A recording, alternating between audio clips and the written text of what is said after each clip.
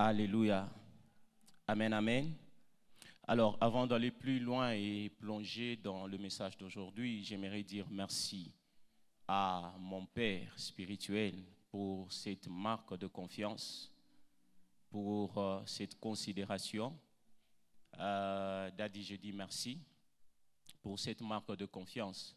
Merci pour votre cœur, merci pour votre leadership, beaucoup plus sur ma personne. Et que Dieu vous garde encore longtemps, c'est notre prière. Nous sommes reconnaissants pour tout le bien que nous recevons de votre leadership et de votre bergerie. Merci beaucoup. Et je dis merci à Maman Arlette. Maman, merci.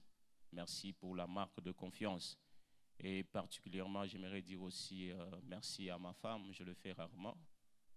Merci à ma femme, à ma tendre épouse, comme j'aime bien le dire.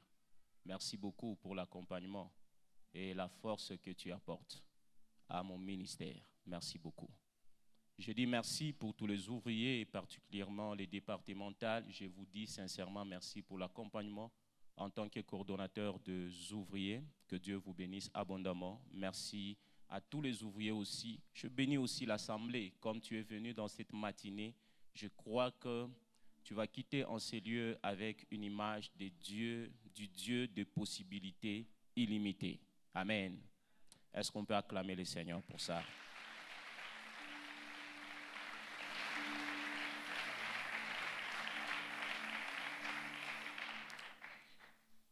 Alléluia. Alors, Dieu peut faire. C'est notre thème. Que j'aimerais ce matin de prêcher en 3 phases. Dans la première phase, je vais parler dans mon introduction, je serai en train de t'expliquer l'importance d'être sous un bergerie ou d'être sous une autorité spirituelle ou d'être dans une vision. Qu'est-ce qu'il faut faire afin de bénéficier de provisions divines et de bénéficier de la manifestation de certaines promesses. Et dans la deuxième phase, je serai en train de t'expliquer l'importance de la foi qui nous donne accès aux promesses ou soit qui active les promesses. Et dans la troisième phase, je te parlerai de la foi d'Abraham et comment Dieu, il est celui qui honore la foi. Il est celui qui appelle les choses à l'existence et c'est par là que je vais atterrir et nous allons prier. Amen. Alors, dans mon introduction, je prends le psaume 23 que nous lisons, nous avons déjà lu plusieurs fois, que vous lisez, que vous confessez, que vous méditez. Ce psaume de David qui est très important pour tout un enfant de Dieu, pour chaque enfant de Dieu, voulais-je dire. Alors, parlant de ce psaume, premièrement, j'aimerais à ce que tu puisses comprendre une chose, c'est que c'est ce que David était en train de dire, au fait, qu'un peuple ne peut pas aller plus loin au-delà de sa perspective, de sa conception de Dieu, ou soit au-delà de la manière dont il définit son Dieu. Alléluia. De la manière dont il définit son Dieu. Il n'y a aucun peuple qui peut aller au-delà de sa définition de Dieu. Ta définition de Dieu détermine la limite de là où, des exploits que tu peux accomplir. Alléluia. Des choses que tu peux faire. Ta définition de Dieu. Comment tu définis Dieu? Et alors qu'on parle de la définition de Dieu, il y a une définition globale. Dans la définition globale, il y a beaucoup de choses qui peuvent être dites. Pourquoi? Parce que tous nous ne définissons pas Dieu de la même manière. Nous ne définissons pas Dieu de la même manière. Quand vous partez chez les musulmans, ils ont leur définition de Dieu. Ils vont te dire seul Allah est Dieu et Mahomet, le prophète. Nous disons seul Elohim est Dieu et Jésus-Christ notre Messie. Alléluia. Et les bouddhistes disent aussi autre chose. Quand tu pars chez les hindous, eux aussi ils disent autre chose. C'est-à-dire chaque peuple au moins a une définition de son Dieu. Alléluia. À une définition de son Dieu. Et comme on dit que tu ne peux pas aller loin, au-delà de la manière dont tu définis ton Dieu, c'est ici que je fais intervenir le psaume 23. Pourquoi? Parce que la définition de Dieu, ce n'est pas une définition globale qu'on est en train de parler. Je suis sur la chair de la manne présentement. Il y a des gens qui peuvent me suivre en ligne, oui, mais je suis là pour donner la nourriture ou conduire la bergerie, les brebis vers le vert pâturage. Et ces brebis-là, ce sont le fils et les filles de la manne. Je ne suis pas venu prêcher dans une autre église. Je suis venu prêcher à la maison d'adoration pour les nations. Alors, ce que je vais donner, la définition que je vais donner, c'est la définition, au fait, des enfants de la maison d'adoration pour les nations. Alléluia. Pourquoi je dis ça? Parce que vous allez remarquer que pour nous, à la manne, cette année, c'est l'année de la divinité manifestée. C'est-à-dire, si nous devons définir Dieu pour l'année 2025, nous devons définir Dieu comme étant un divin qui se manifeste. Et si tu pars à la borne, tu vas trouver un autre thème. Et quand tu discutes avec un fidèle de la borne, vous ne pouvez pas définir Dieu de la même manière. Pourquoi? Parce que lui, il est dans une bergerie. Il est en train de manger selon la conduite de son berger. Et toi, tu manges aussi selon la conduite de ton berger. C'est ainsi que le psaume 23 dit, l'Éternel est mon berger, je ne manquerai de rien. Alléluia. L'Éternel est mon berger, je ne manquerai de rien. Alors si tu dois dire que Israël KMB est ton berger, tu ne manqueras pas quelque chose. Il faut que tu puisses définir Dieu en fonction de ce que le berger a donné. Ce que le berger a donné, ce que le berger te présente, c'est la divinité manifestée. Alors chaque enfant de la manne, cette année, du 1er janvier au 31 décembre, il y a une pensée qui ne peut pas quitter ton esprit. Cette pensée est telle que Dieu est un divin qui se manifeste. Ça, c'est une définition de nous en tant qu'enfants de la manne. Parce que quand nous parlons de la définition de Dieu, nous ne sommes pas en train de parler de la définition globale. Pourquoi? Parce qu'il y a ce que je peux appeler le maladie que manifeste une brebis. Les brebis, elles ont des maladies telles que quand tu lui présentes le vert pâturage, tu lui présentes un endroit où il doit se nourrir ou un pâture. Quand tu lui présentes ça, la maladie du brebis, c'est que il va manger, jusqu'à ce qu'il va terminer le vert pâturage. Il va commencer à manger les racines et la terre. Et ça lui cause des maladies. Elle meurt.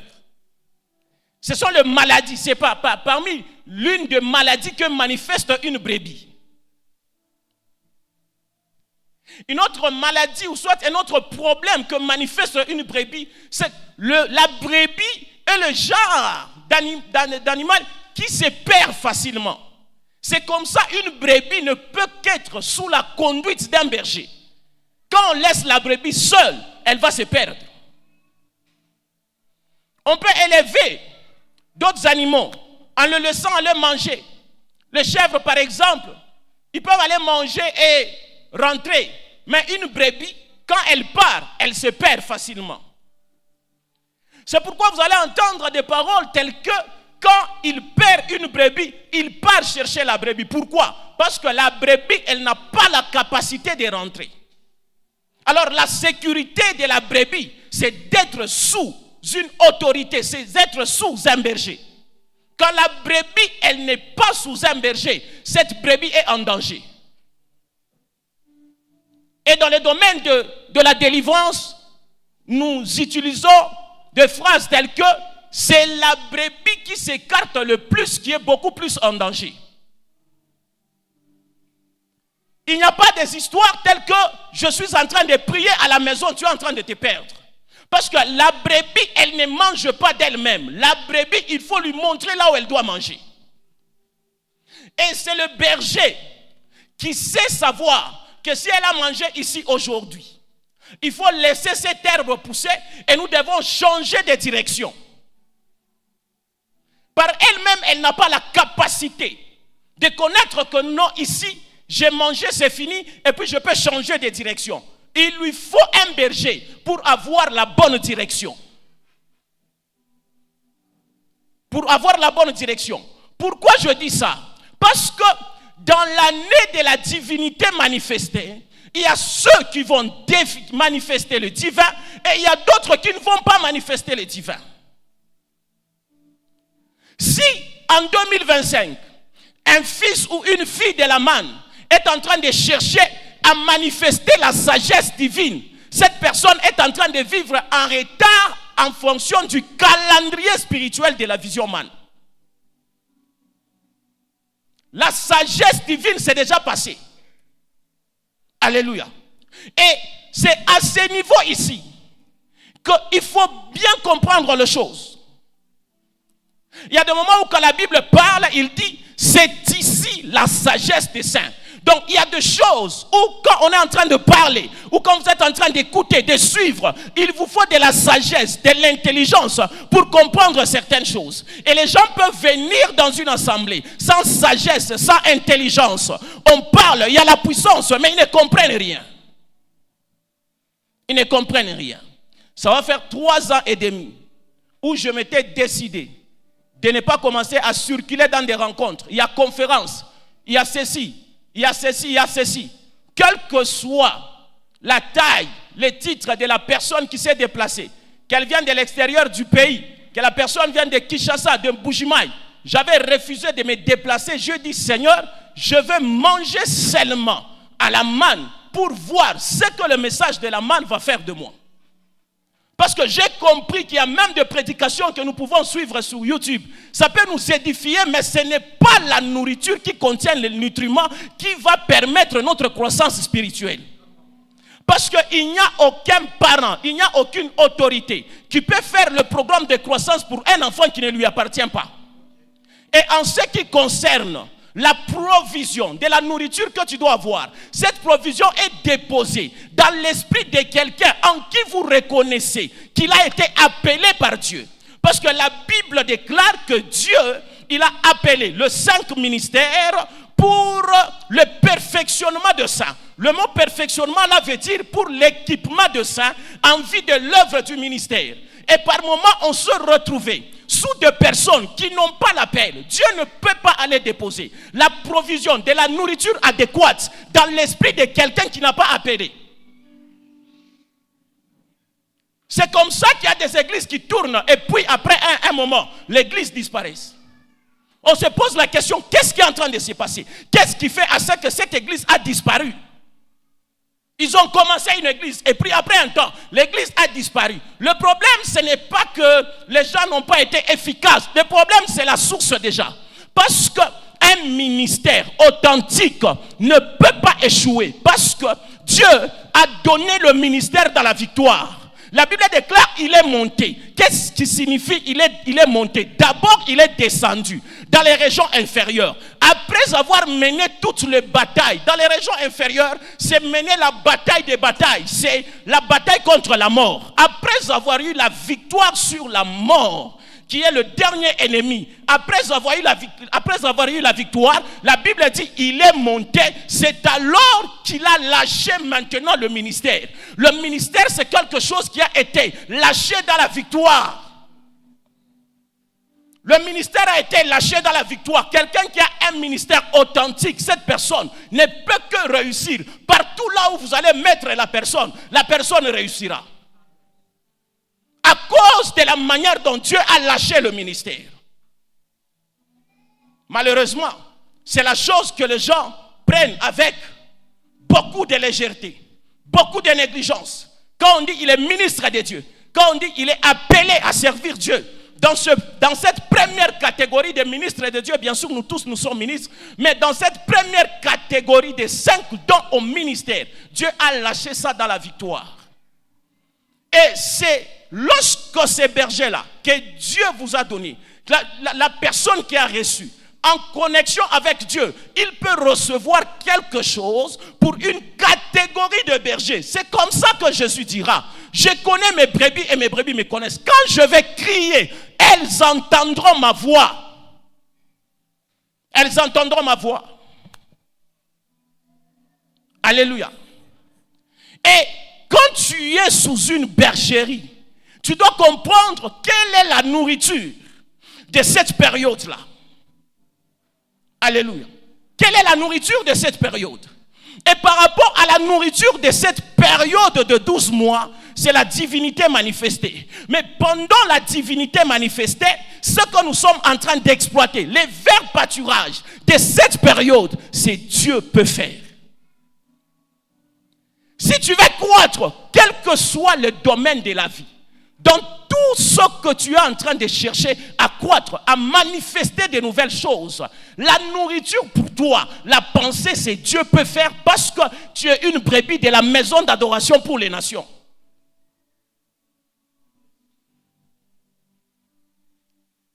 Ça peut paraître dur, même les choses que tu dois suivre sur YouTube, tu dois suivre le message de la maison d'adoration pour les nations.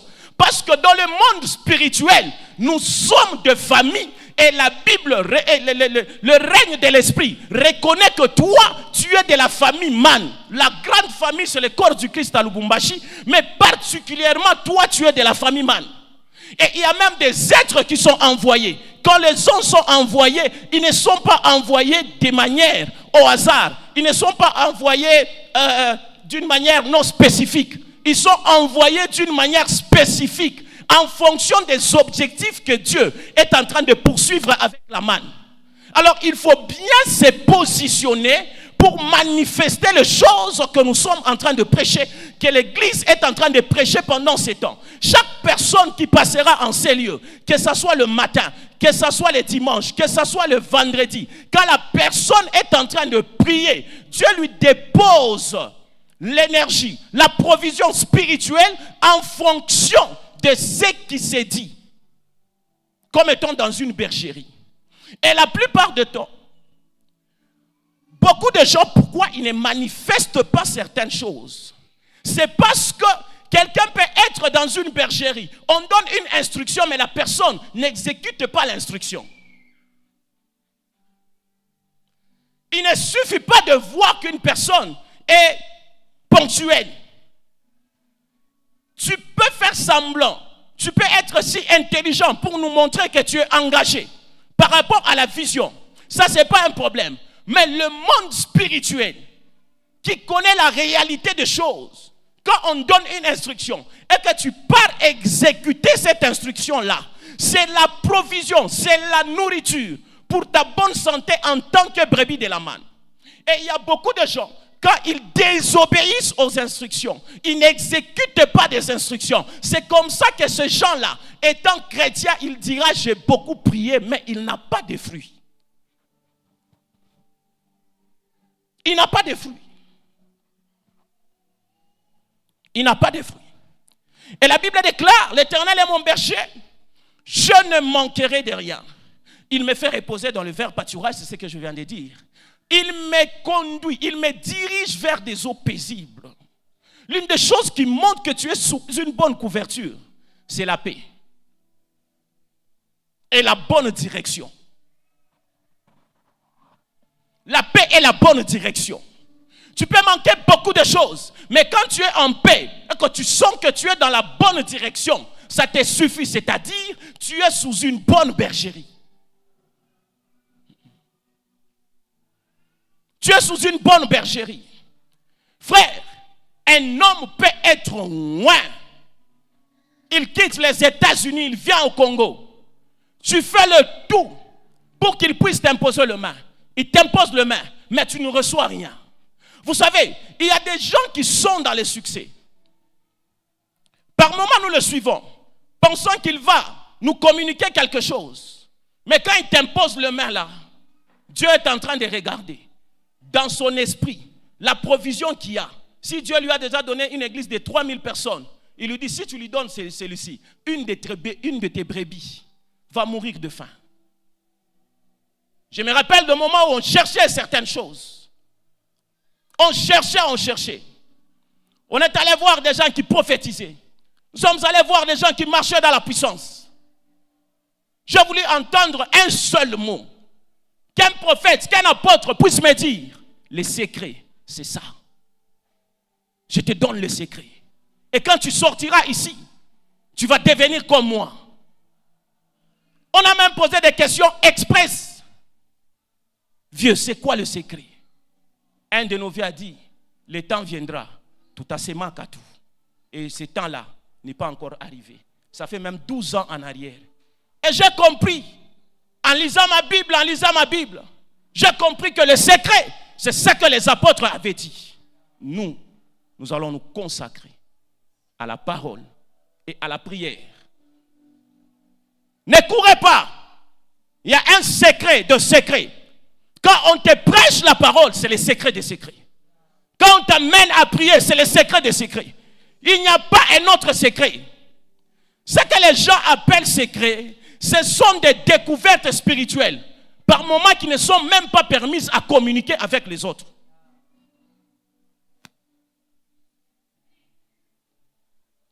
Les expériences spirituelles, on ne peut pas les communiquer à quelqu'un. Une personne peut venir te dire, Péniel, j'ai prié 12 heures du temps, j'ai vu l'apparition de l'ange. Va aussi prier 12 heures du temps. Si c'est un code, si c'est un secret, si c'est une méthode par laquelle il faut passer, va aussi prier 12 heures du temps, que ça reste un principe, que l'ange t'apparaît aussi. Combien de fois vous avez entendu des choses telles que, il sera plus grand que moi. Mais jusque-là, ça fait 10 ans, depuis qu'on t'a prophétisé par ces prophètes que tu seras plus grand que lui, jusque-là, tu n'es pas plus grand que lui.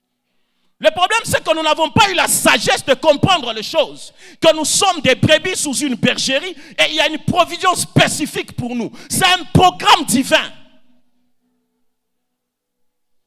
Et il faut le comprendre. Il faut bien comprendre ces choses, man.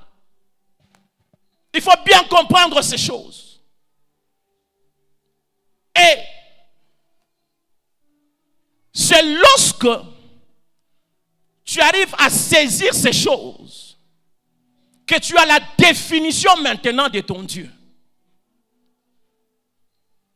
Ce n'est pas une définition éternelle, parce que Dieu, on ne peut pas le définir aujourd'hui. Le 24 vieillards, ils ont une définition, après, ils ont encore une nouvelle définition de Dieu. Pourquoi? Parce que Dieu, il se renouvelle chaque jour. Et la vie est faite de saisons. Pendant cette saison, la définition de Dieu, c'est le divin qui se manifeste. Et pendant cette période, c'est une période de Dieu des possibilités illimitées. Il peut faire. Je parle aux fils et aux filles de la manne. Je parle aux chrétiens de la manne. Notre définition de Dieu. Parce que nous ne pouvons pas nous élever au-delà de la définition de Dieu. Aucune personne ne peut définir Dieu en dehors de ce qu'on lui est en train de lui donner comme vert pâturage. Sinon, on devait tous avoir le même thème. Thème de l'univers, thème du monde. Tous les chrétiens avec le même thème. Tu pars dans cette église, il parle de la foi. Tu pars à gauche, il parle de la foi. Tu pars à gauche, il parle de la foi. Dieu, il est conscient que nous sommes des bergeries.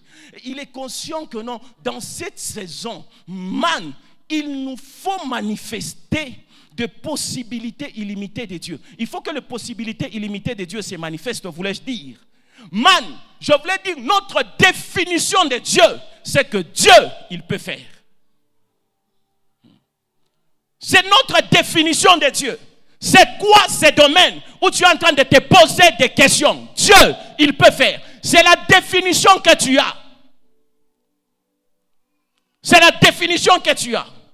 Il y a d'autres personnes qui sont dans la saison de chercher la sagesse. Quand tu pars à Mankolosi, quand l'onction descend, c'est l'onction pour la conquête. Mais à Man Lubumbashi, nous ne sommes pas en train de chercher à recevoir l'onction pour la conquête. Nous sommes en train de chercher à recevoir l'onction pour la divinité manifestée. C'est ça, nous. Dans cet enclos, c'est la divinité manifestée. Dans cette bergerie, Dieu, il peut faire. Il ne faut pas que tu passes une semaine sans méditer sur Ephésiens 3:20. Tu es en train de te faire du mal. Je peux même exagérer. Il ne faut pas que tu passes un jour sans rester au-dedans de toi. Tu fermes les yeux à celui qui peut faire par la puissance qui agit au-dedans de moi, infiniment au-delà de tout ce que je pense et demande.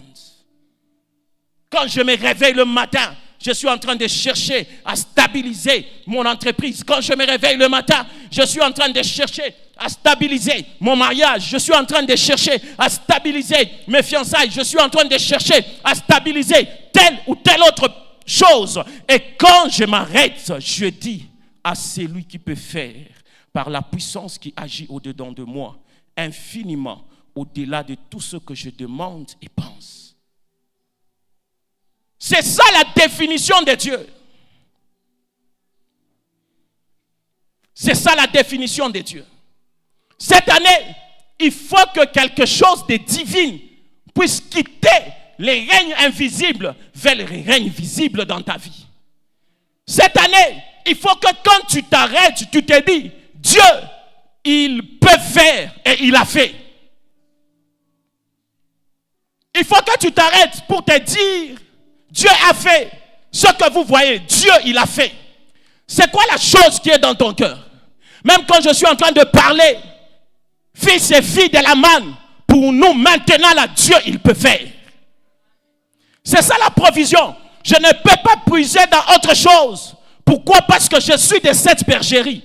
Dans cette bergerie, Dieu peut faire. C'est ça la définition. Que ce soit, quel que soit le domaine, Dieu, il peut faire. Dieu, il peut faire.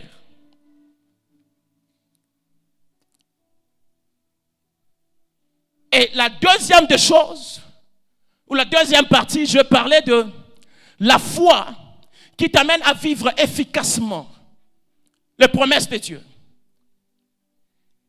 La première dimension de la foi, c'est cette capacité à croire à un Dieu qui existe, le créateur souverain. Ceux qui ont fait Man Bible College, selon les principes de Romains, chapitre 1er, le verset 20, je crois, on parle de l'existence de Dieu comme étant source de la foi. Alléluia. Chrétiens, écoutez-moi bien. La foi, elle est définie presque partout de la même manière, mais avec des mots qui sont un peu différents. Mais dans le Nouveau Testament, quand on a beaucoup plus parlé de la foi, on a parlé des pistis. Alléluia. Et à une dimension, ça signifie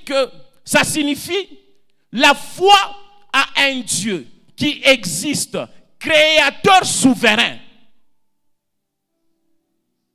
C'est la première dimension.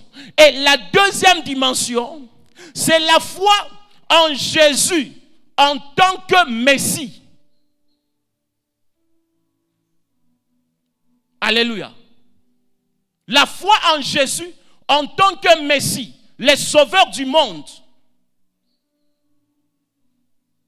Et quand les gens arrivent, ils n'ont pas une bonne définition de Dieu.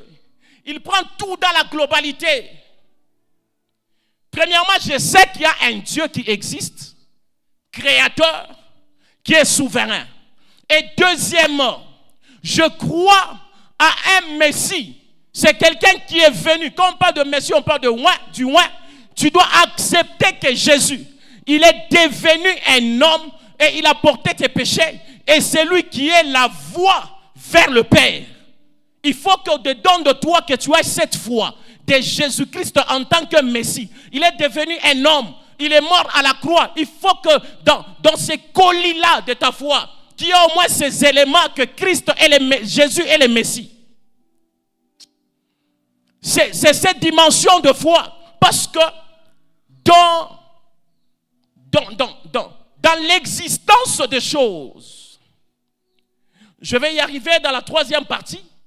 Dans l'existence des choses, Dieu, il est le créateur de tout. Mais il les a créés au travers de Jésus. Alors, il faut que ta foi puisse avoir ces deux dimensions, premièrement. La dimension du Dieu en tant que créateur et la dimension de Jésus en tant que Messie. Et quand tu as cette foi au-dedans de toi, c'est cette foi maintenant qui te permet d'avoir accès aux promesses de Dieu. Parce que tout ce que Dieu fait et qu'il fera, ce sont des choses qu'il fait au travers de Jésus. Ainsi, une personne ne peut pas se limiter seulement à croire à un Dieu qui existe, créateur et souverain.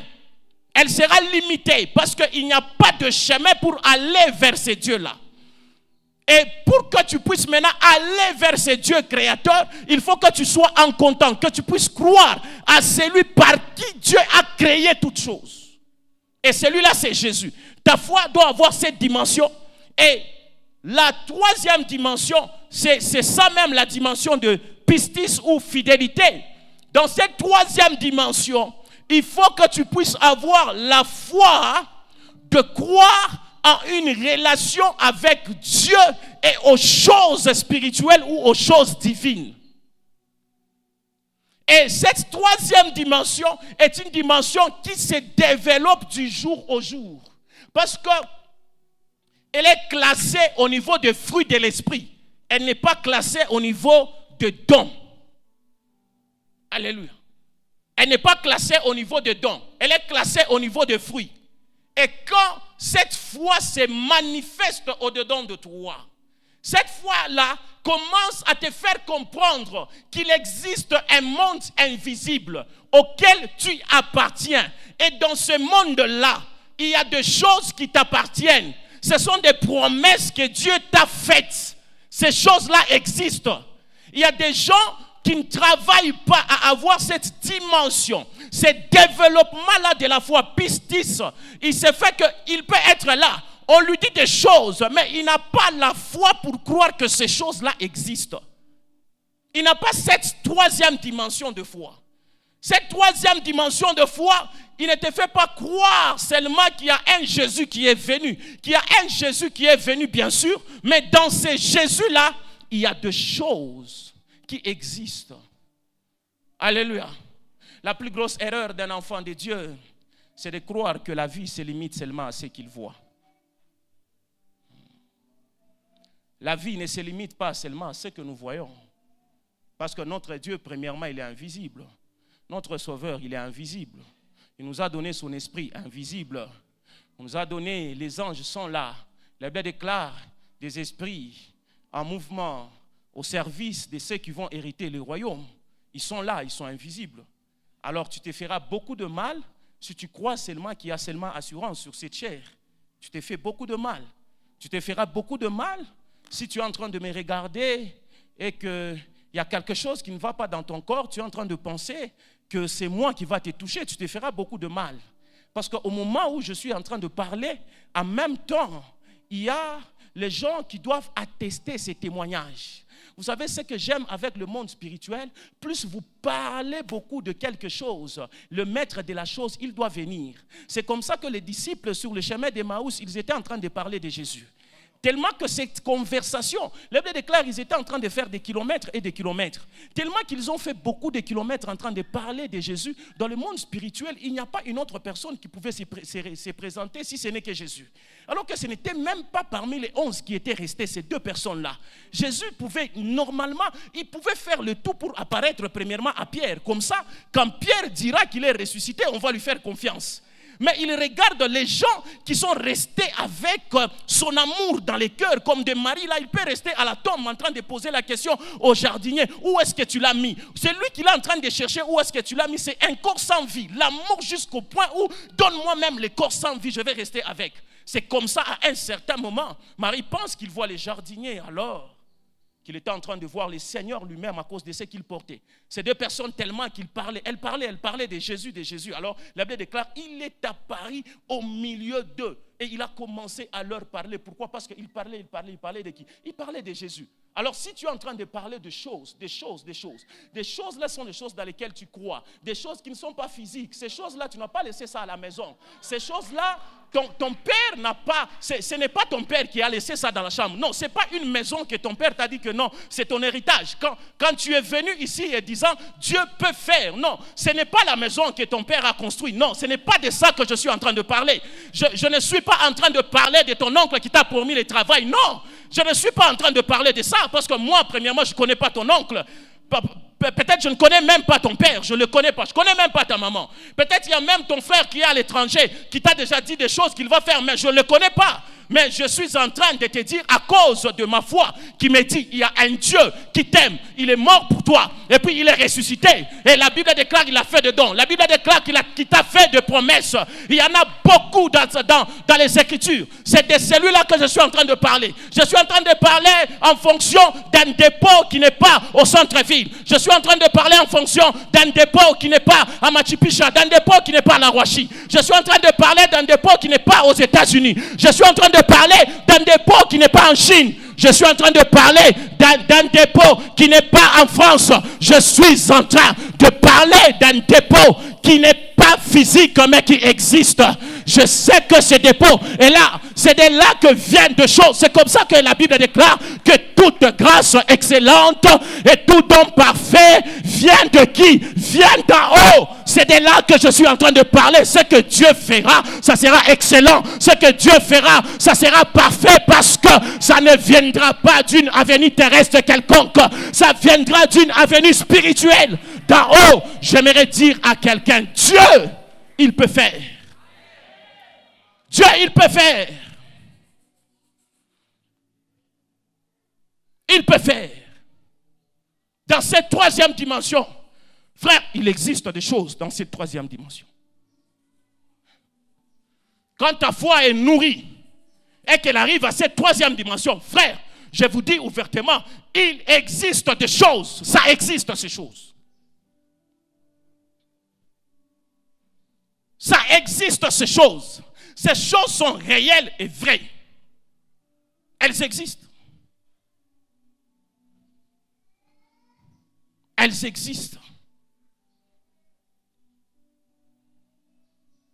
Dans cette troisième dimension, ton argent est là. Dans cette troisième dimension, ton onction est là. Tu es en train de chercher l'onction de cet apôtre? Non! Dans cette troisième dimension, il y en a pour toi. Oh my God! La Bible déclare qu'il a donné à chacun une mesure de foi. Mais toi, tu es en train de chercher la mesure de foi de cet apôtre, de ce prophète, de ce pasteur. Tu as ta mesure de foi. Romains chapitre 12, le verset 3. La Bible déclare qu'il a départi à tout un chacun la mesure de foi. À tout un chacun, il y a une mesure de foi. Il y a ta propre mesure. Ta propre mesure existe. C'est comme ça que j'aime Théophile qui chante Another Measure. Parce que ça existe. Une autre mesure existe. Ta mesure, elle est là. Ta mesure, elle est là. Frères et sœurs, ta mesure de PDG, elle est là, elle existe. Elle existe. Péniel, venez vous deux, je vais vous montrer quelque chose. Vous savez, venez rapidement. Avant qu'on puisse plonger en prière. Vous savez, je disais ça l'autre fois, je crois le vendredi. Vous savez, je prends Péniel, je prends Varane. Il s'est fait que la mesure de Varane, elle est de 20. Mais la mesure de Péniel, elle est de 10. Alors, en travaillant, il s'est fait que Varane a libéré 10 de sa mesure. Avance un peu. Avance encore un peu. Il libère 10 dans sa mesure. Il lui reste combien? 10. C'est-à-dire qu'il a travaillé jusqu'à 50%. N'est-ce pas? Donc dans le monde spirituel, quand Dieu regarde Varane, en fonction de ce que Varane a produit, Varane a déjà libéré 10 de son potentiel. Il a 50%. Maintenant, Péniel travaille aussi. Il libère 10 de son potentiel. Il se fait que quand Péniel travaille, il arrive à 100%, n'est-ce pas? Varane produit encore 2 de son potentiel, ou 5. Il arrive à 15. Il a combien? À 75%. Mais Péniel ne sait pas avancer. Et puis, ces 2 personnes disparaissent de la terre. Elles vieillissent et puis elles disparaissent de la terre. Maintenant, sur la terre, s'il s'agit des acclamations, on sera en train d'acclamer Varane parce que Varane a déjà libéré un potentiel de de 15, de 75%. Quand les hommes doivent regarder, par exemple, si c'est 2 églises, et que Varane doit avoir une église de potentiel de 20 qui est de 100 000 personnes, mais il a libéré 15, c'est-à-dire il est à 75 000 personnes. Il n'a pas encore fini la mission. Mais alors que Peniel, les hommes n'acclament pas Peniel plus que Varane. Parce qu'ils se disent, Peniel est un peu en retard par rapport à Varane, parce que Peniel, son église a 50 000 membres, mais Peniel a déjà fini de travailler. Dans le monde spirituel, le maître dira à Peniel, bon et fidèle serviteur, entre dans la joie de ton maître. Et le monde spirituel dira à Varane, tu as une couronne, mais ce n'est pas la couronne qui t'est destinée, parce que tu n'as pas libéré tout le potentiel. C'est comme ça que nous pouvons être là en train de t'acclamer parce que tu es déjà devenu manager dans cette entreprise. Alors que Dieu n'a pas mis le potentiel d'un manager d'une entreprise. Dieu a mis le potentiel d'un PDG de 4 entreprises. Nous sommes en train de t'acclamer parce que tu as une entreprise. Oui, c'est nous qui sommes en train de t'acclamer. Il faut que tu puisses arriver au niveau de pistis pour que tu puisses voir dans le monde spirituel ton potentiel va jusqu'à quel niveau? Jusqu'à quel niveau? J'étais en train de parler de quelqu'un, merci.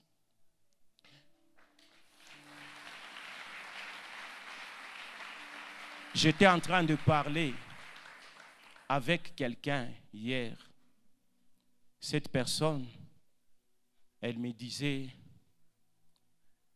il est difficile de toucher à tel. Pourquoi? Parce que cette personne a au moins 130 entreprises et parties dans le monde.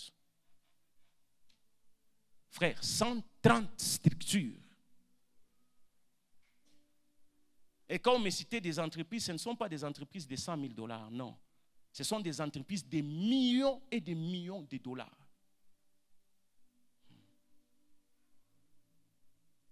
Ce que je vais dire, c'est qu'il y a des dimensions que tu n'as pas encore vues. C'est pourquoi tu es en train d'acclamer une dimension. Tu penses que c'est la meilleure, mais elle n'est pas la meilleure plus que celle qui est au-dedans de toi. Il faut que tu arrives au niveau de pistis, cette capacité de croire aux réalités spirituelles pour que tu puisses engendrer ta dimension selon la mesure de Dieu. C'est comme ça, Pierre est premier parmi les apôtres, mais il dit, notre bien-aimé Paul, dans sa dimension, il dit des choses qui sont même compliquées. Et puis il dit, des personnes mal intentionnées sont en train de tordre le sens. Il y a des dimensions que tu peux atteindre jusqu'au point où les gens ne te comprennent pas. Ils disent que c'est telle loge. Quand il part dans cette loge, il réalise. Les gens de cette loge disent que non, il n'est pas de chez nous. Il change. Il part dans une autre loge. Là-bas aussi, on dit qu'il n'est pas de chez nous. Là où tu vis, une dimension telle que les gens commencent à tordre ton sens. Le problème, ce n'est pas que tu es faux. Le problème, c'est que ta dimension, je disais, ta dimension, elle est tellement élevée. Elle est tellement élevée. C'est pourquoi on a traité les gens d'occulte parce qu'ils ont fait miracomanie. Mais ces choses sont passées. C'était juste une dimension qui n'avait rien à voir avec l'occultisme. Il y a des dimensions dans les dépôts célestes. Quand les gens regardent, ils disent que non, ça, il y a la perfection dans ceci. Il y a la perfection, frère. Il y a des dimensions. Quand on te met à la maison, tu réussis. On te met au champ, tu réussis. On t'amène à la boulangerie, tu réussis. On t'amène en prison, tu réussis. On t'amène à la royauté, tu réussis. Donc, sa dimension de la réussite est tellement élevée que tout ce que tu vas lui donner, ça va réussir. C'est à cette dimension-là. Et dans la troisième partie, Romains 4. 17. Ça, tu peux lire maintenant.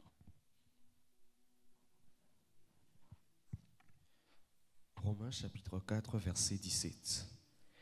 Je t'ai établi père d'un grand nombre de nations. Il est notre Père devant celui auquel il a cru, Dieu qui donne la vie aux morts et qui appelle les choses qui ne sont point comme si elles étaient. Tu peux lire ça dans Parole de vie.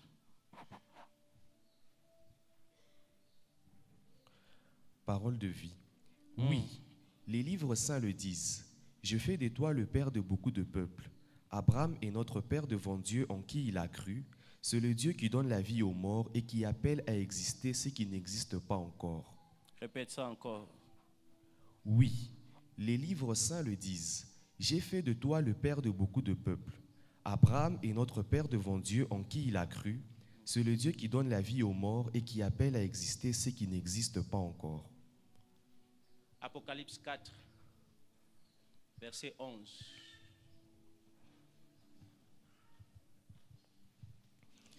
Apocalypse 4, 11. Tu es digne, notre Seigneur et notre Dieu, de recevoir la gloire et l'honneur et la puissance, car tu as créé toutes choses et c'est par ta volonté qu'elles existent et qu'elles ont été créées. Alléluia. Romains 4 parle d'Abraham. Je disais le vendredi, si ce que Dieu ne peut pas faire n'existe pas, c'est parce que c'est Dieu qui amène les choses en existence. Et la Bible déclare que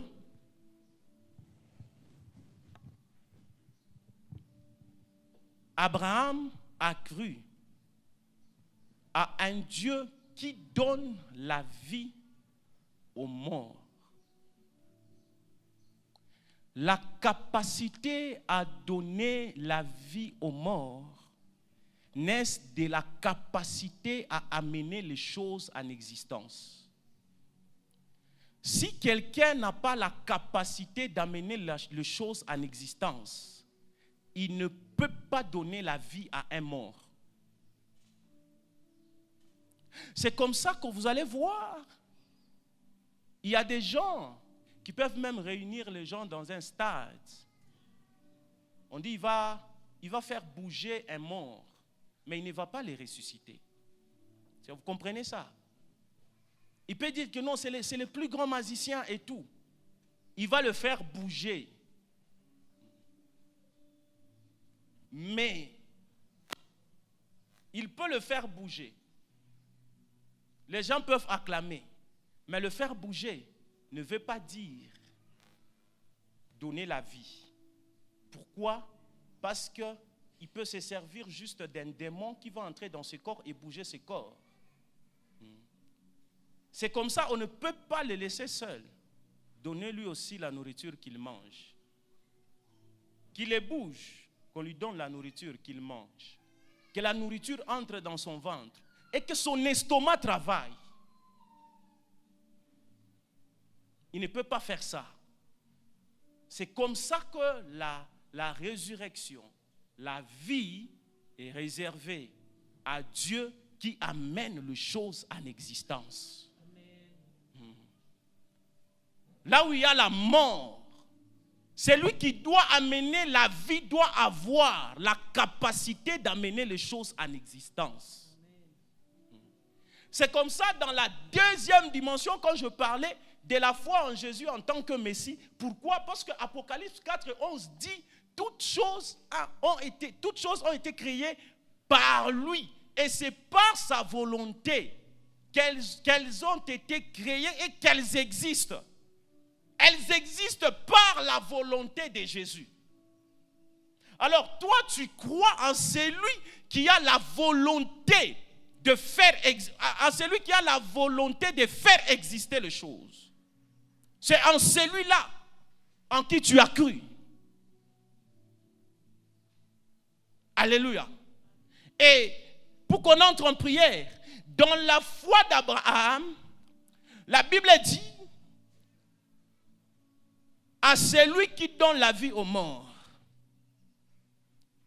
Dieu qui appelle les choses en existence. Tu peux me relire ça, que je ne puisse pas fausser dans mes mots. Romains 4, 17. Je t'ai établi père d'un grand nombre de nations. il est notre Père devant celui auquel il a cru.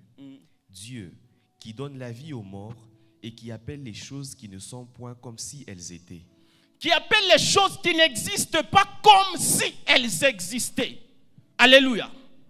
Donc Dieu est capable de placer un autre baffle ici jusqu'au point où on ne sait pas comment est-ce que ce baffle est arrivé ici. Donc quand vous regardez, vous constatez que, bon, la chose, on ne sait pas rentrer dans le couloir, dans le chemin par lequel la chose est passée pour apparaître. Et notre cerveau commence à regarder que la chose était là depuis longtemps. Alors que la chose n'était pas là. Notre cerveau ne sait pas retracer la méthode qui a fait à ce que la chose soit là. C'est ce que Paul voulait dire aux Romains. Il appelle les choses qui n'existent pas comme si elles existaient déjà. Il fait apparaître les choses et les choses restent. Et les choses restent.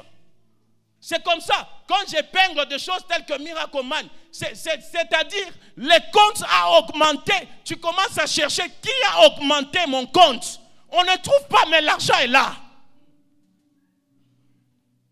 Elle n'avait pas de trompe. Les trompes sont apparues. Le médecin savent que nous n'avons pas ouvert ses ventres. Nous n'avons pas pris d'autres trompes pour venir les placer. Il n'y en avait pas. Mais quand on regarde, on dit que non. C'est comme ça que la femme a été conçue. Elle a des trompes. On ne sait pas retracer le chemin. Je disais à quelqu'un, je vais dire à quelqu'un, Dieu peut faire la chose que personne ne saura retracer le chemin de là où la chose est passée jusqu'à toi. Quand on va regarder la chose, on va commencer à se poser des questions. Comment est-ce que c'est arrivé? Tu as déjà la chose. Tu as déjà la dimension. Tu es en train de palper tangiblement la chose. Elle est déjà là. Mais quand on regarde comme ça, on ne sait pas retracer. On dit, ce genre de choses, on peut le trouver chez X. Ce genre de choses, on peut le trouver chez Z. Parce que Z est le fils de tel. Il est le cousin de tel. Ces choses, on peut le retrouver chez Z. Ces choses, on peut les retrouver chez X. Mais quand on regarde ce Y, on est en train de chercher de qui est-il fils. Est-ce que dans ta lignée, il y a quelqu'un qui s'appelle Jean pour que tu puisses donner à l'enfant le nom de Jean? Le problème, ce n'est pas ma lignée. Le problème, c'est celui qui m'a donné cet enfant. Le problème, ce n'est pas ceux à qui je suis lié. Le problème, c'est la personne avec laquelle je collabore.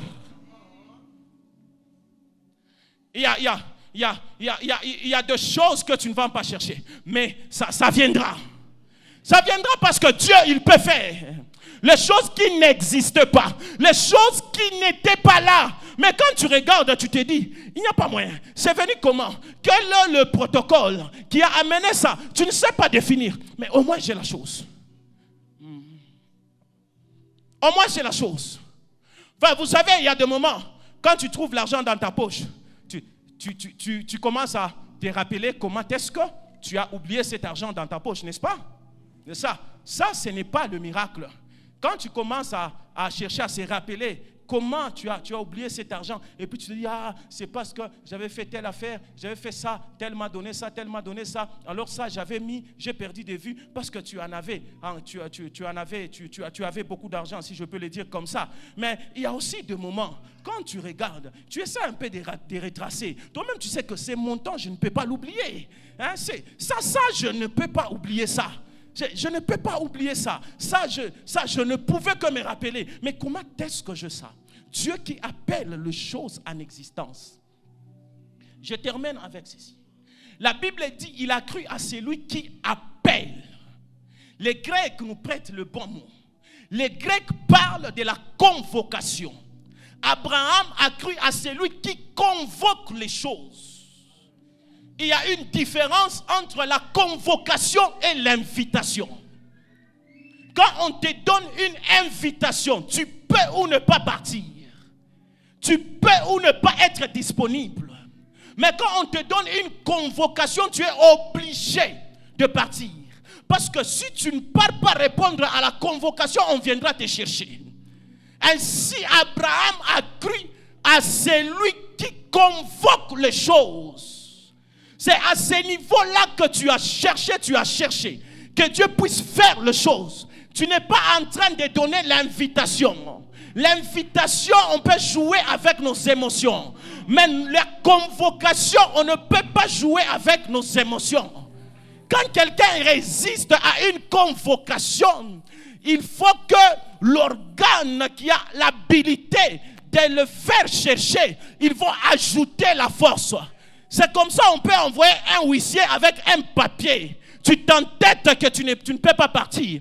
On l'envoie pour la deuxième fois avec un policier. Tu t'entêtes que tu ne peux pas partir. On l'envoie pour la troisième fois avec 2 policiers. Tu t'entêtes que tu ne peux pas partir. Pour la 4e fois, les policiers, quand ils viennent, ils sont armés. On dit, on va maintenant le prendre de force.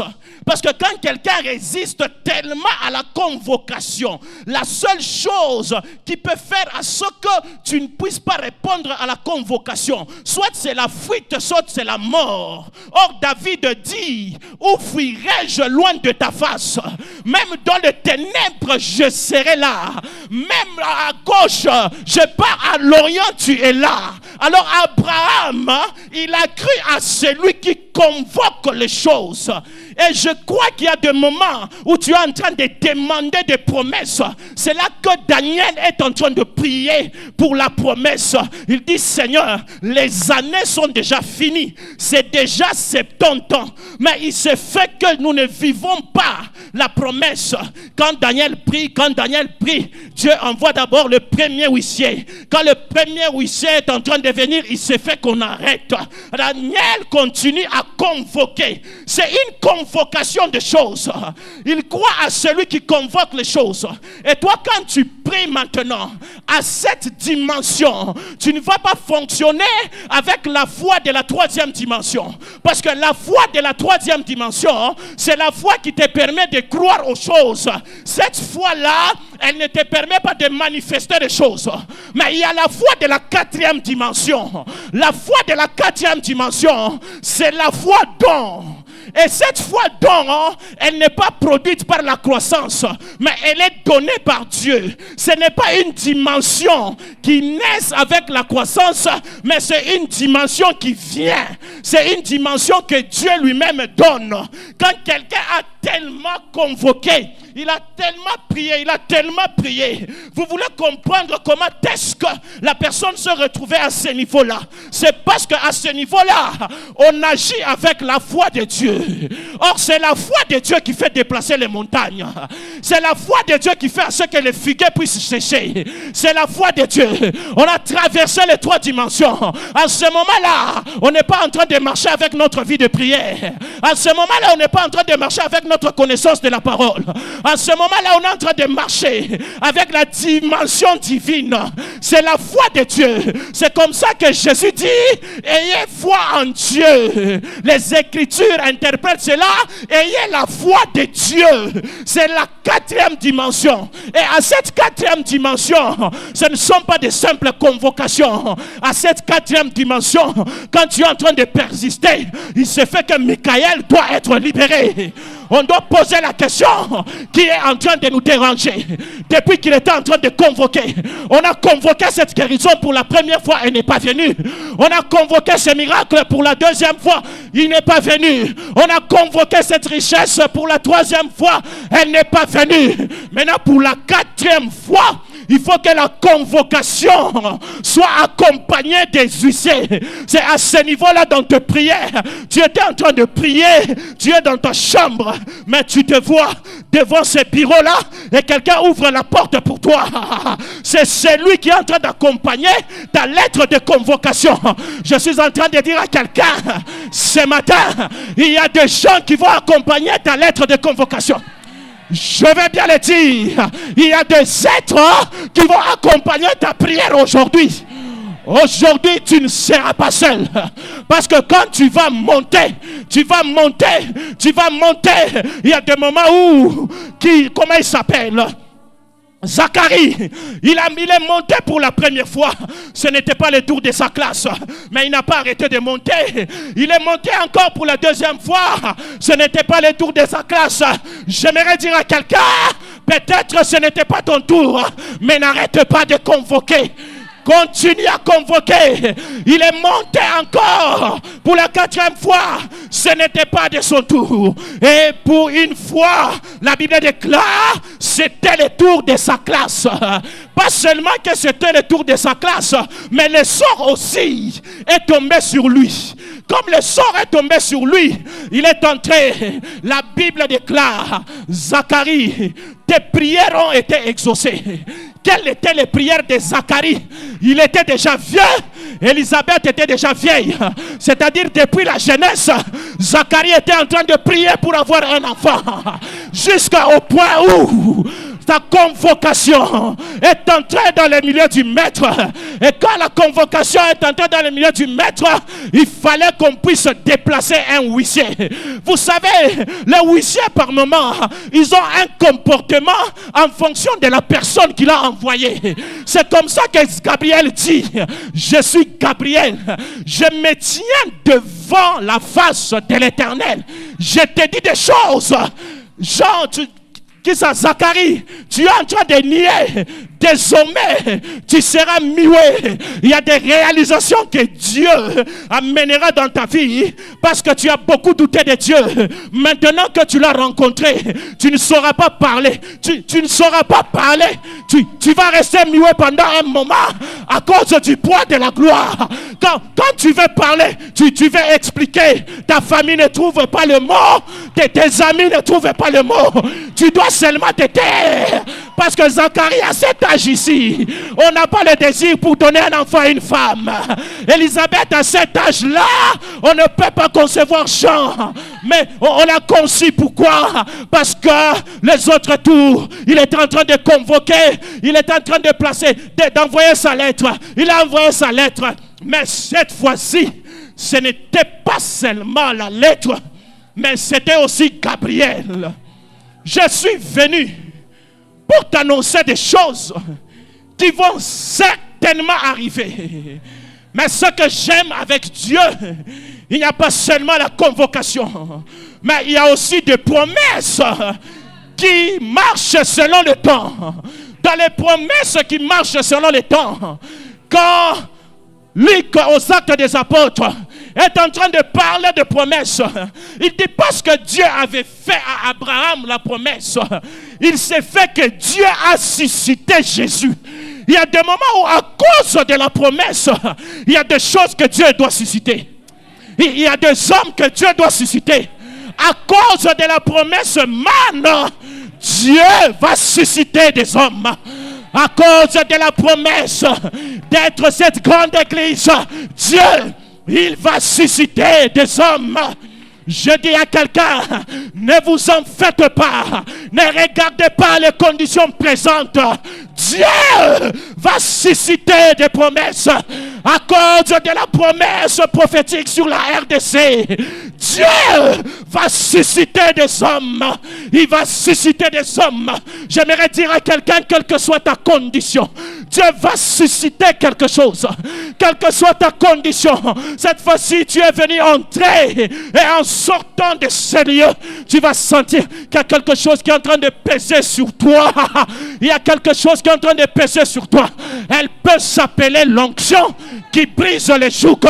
Il y a quelqu'un qui est venu sous un joug quelconque, mais après ce moment, il va sentir que je suis devenu léger. Qu'est-ce qui est en train de se passer? L'onction est venue. Il va dire, on m'a appelé, qu'est-ce qui s'est passé? Gabriel est venu. Je suis Gabriel. Je me tiens devant Dieu. J'ai été envoyé pour t'annoncer les choses qui vont certainement s'accomplir.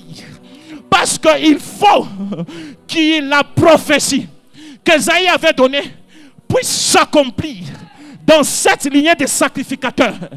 Jean doit naître.